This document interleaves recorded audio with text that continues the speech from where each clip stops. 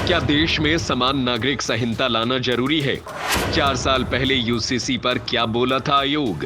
जाने कानून मंत्रालय ने किन किन लोगों से मांगे सुझाव। देश में समान नागरिक संहिता यूसीसी यानी देश के सभी नागरिकों के लिए एक ही कानून बनाए जाने को लेकर एक बार फिर बवाल शुरू हो जाने की संभावना है।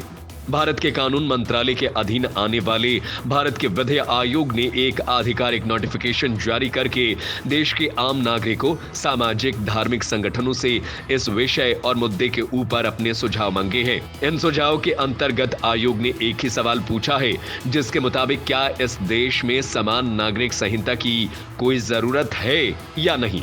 अगर जरूरत है तो क्यों जरूरत है, और अगर जरूरत नहीं है तो क्यों जरूरत नहीं है।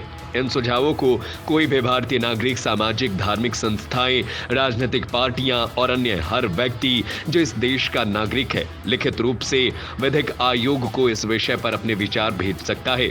समान नागरिक संहिता को लेकर 4 साल पहले इसी विधि आयोग ने अपने सुझाव में कहा था, देश के लिए समान नागरिक संहिता बिल्कुल गैर जरूरी है।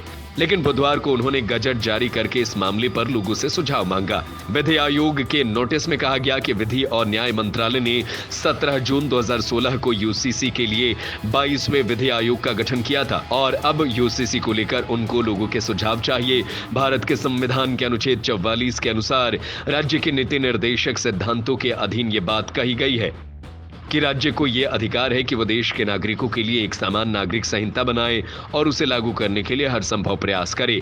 यूसीसी के खिलाफ देश के कई नागरिकों ने सुप्रीम कोर्ट का भी रुख किया था, लेकिन उसने कहा था कि देश में कानून बनाए जाने का अधिकार देश की संसद के पास है और इस प्रक्रिया में हस्तक्षेप नहीं कर सकते हैं।